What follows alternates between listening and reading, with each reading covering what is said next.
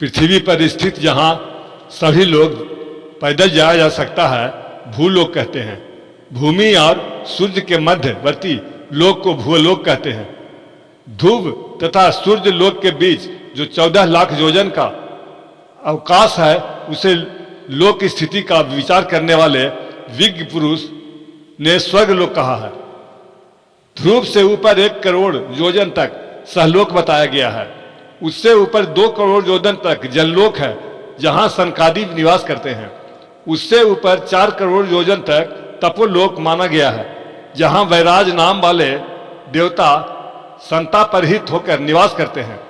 तपोलोक से ऊपर उसकी अपेक्षा 6 गुने विस्तार वाला सत्यलोक विराजमान है जहां ऐसे लोग निवास करते हैं जिनकी पुनः मृत्यु नहीं होती।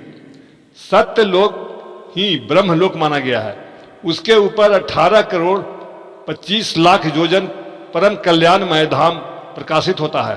उसकी कहीं उपासना नहीं है, उपमा नहीं है। वह सर्वोपरि विराजमान है।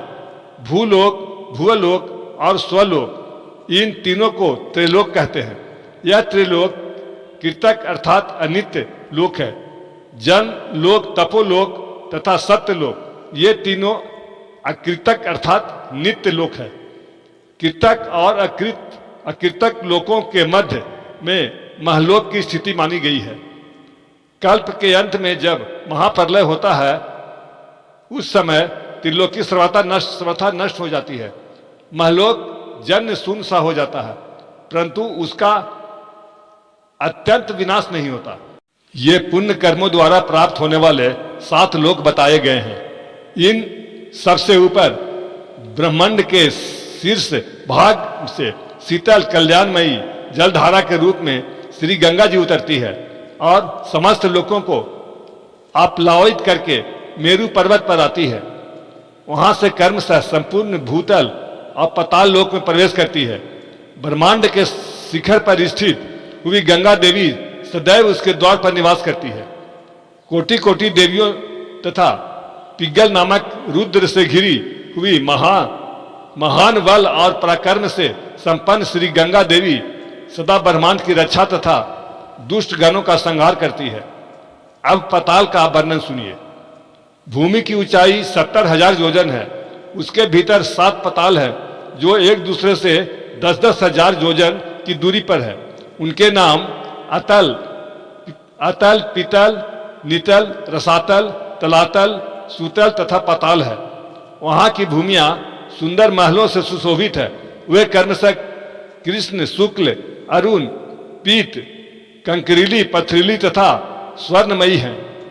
उन पतालों में दानव, दैत्य और नाग सैकड़ों संघ बनाकर रहते हैं। वहां न गर्मी है न सर्दी है, न वर्षा न कोई कष्ट है। 7वें पताल में हटकेश्वर शिवलिंग है जिसकी स्थापना ब्रह्मा जी के द्वारा हुई है। वहां अनेकों नेक नागराज उस शिव लिंग की आराधना करते हैं।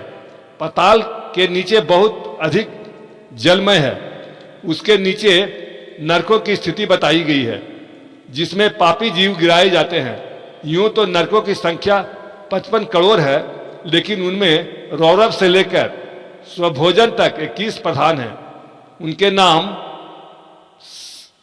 रौरव, मुकर, रोध, ताल, विशासन, महाज्वाल, तीर्थ, कुंभ, लवन, विमोहक, रुधिरांध, बैतरणी, कृमिश, कृमिभोजन, असिपत्रवन, कृष्ण, भयंकर, लाला भक्ष, पापमय, पुण्य, वह ब्रह्मीज्वाल, अधशीष, संदंश, कालसूत्र, तमोमय, अविची, स्वभोजन, प्रतिभा शून्य, अपर, अविची तथा ऐसे ही और भी नरक बड़े बड़े भयंकर हैं। झूठी गवाही देने वाला मनुष्य रौरव नरक में पड़ता है।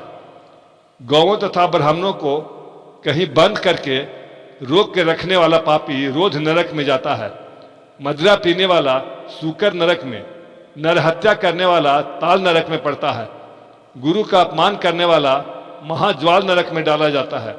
धर्म मर्यादा का उल्लंघन करने वाला विमोहक नरक और देवताओं से द्वेष रखने वाला मनुष्य कृषि भक्ष नरक में जा पड़ता है। उनमें कुछ नरकों में पानी की जगह आग खोलते रहते हैं और जीवात्मा को उसी में डाल दिया जाता है।